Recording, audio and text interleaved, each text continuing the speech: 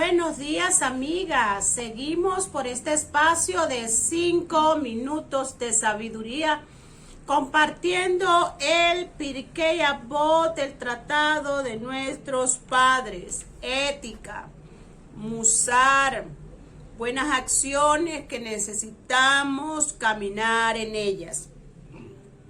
Les comparto del segundo capítulo, la Mishnah número 4, que dice de la siguiente forma. También solía decir Rabban Gamliel, hijo de Rabbi Yehudá Anasi, el presidente del Sanedrín: obra de tal modo que la voluntad de Hashem sea la tuya, para que haga tu voluntad como si fuera la suya. Haz la voluntad de Hashem. Estudia la Torá y observa los preceptos como tú haces lo posible para cumplir con tu voluntad, con la misma buena voluntad y convencimiento. Anula tu voluntad ante la suya para que Él sacrifique la voluntad de los demás ante la tuya. Aunque te resulte difícil cumplir los preceptos, hazlo para que el Todopoderoso haga que los que no piensan como tú lo hagan y estén predispuestos a recibir tu opinión. He aquí un ejemplo que nos da el Talmud en el Tratado de Ta'anit 23:1. Dice: Abba Hilkiah cumple la voluntad de Hashem y Él le retribuye. Una vez los rabinos enviaron un par de sabios a buscar a Abba Hilkiah para pedirle que impetrara lluvia, rezara por la lluvia. Fueron a su casa y no le encontraron, pero le vieron en el campo y le hallaron arando la tierra. Le saludaron, pero él no les prestó la menor atención. Hacia el atardecer estaba recogiendo trocitos de madera y cuando se dirigió a su casa cargó la astilla sobre un hombro y su capa sobre el otro. Durante todo el trayecto no se puso los zapatos, excepto cuando cruzó el agua de un arroyo. Cuando se atravesó un terreno de espinos y arbustos, se levantó la ropa. Cuando llegó a la ciudad, su esposa le salió al encuentro engalanada con sus mejores atavíos, y al llegar a la puerta de su casa la dejó entrar primero y él pasó después. Se sentó a comer, pero no invitó a los sabios, que hasta allí le habían seguido a comer. Repartió pasteles a los niños, dando al mayor un pastel y al menor 2. Luego, volviéndose a su esposa, le dijo: sé que estos sabios han venido a verme por la lluvia. Subamos al tejado y roguemos. Quizás el santo bendito sea, se digne de aceptar nuestra rogativa y llueva. Cuando estuvieron en el tejado, él se puso a rogar en un extremo y su esposa en el otro extremo. Las nubes aparecieron primero por el lado en el que rogaba su esposa.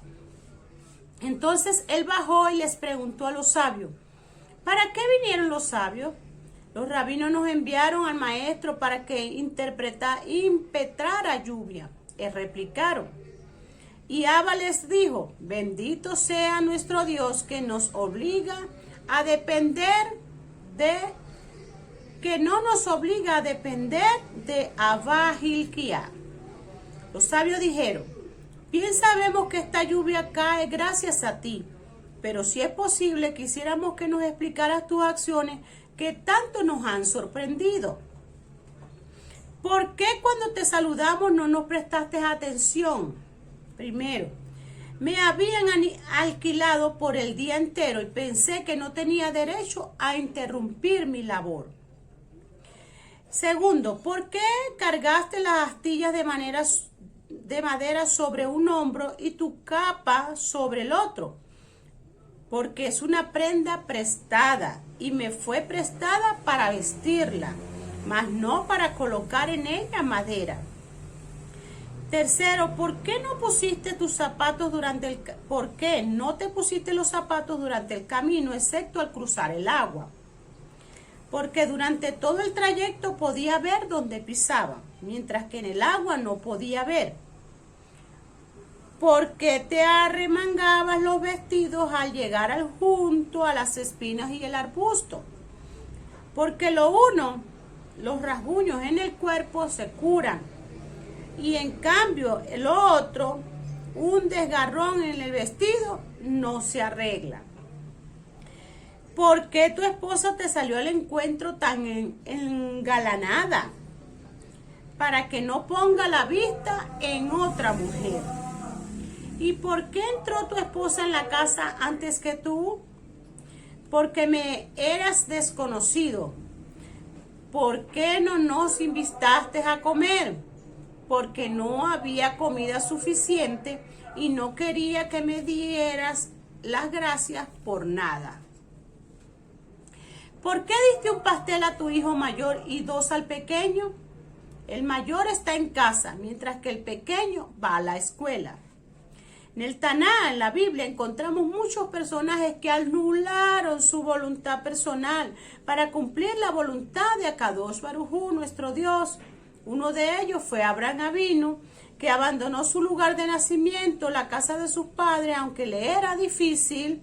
Nuestros sabios consideraron la salida de Harán como una de las 10 pruebas que tuvo que pasar Abraham Avinu, quien cumplió la voluntad de Hashem. Otro ejemplo de la historia, otro ejemplo del padre de la nación hebrea, una prueba mucho más difícil, la leemos en Bereshit 22, cuando dijo: toma por favor a tu hijo, a tu único, a quien es Isaac. Que Hashem manda a Abraham a sacrificar a su hijo. ¿Y cuál fue su reacción? Se levantó Abraham muy de madrugada, se apresuró a cumplir lo ordenado. Rashi, aunque le era difícil, comenta, le era difícil y doloroso hacerlo.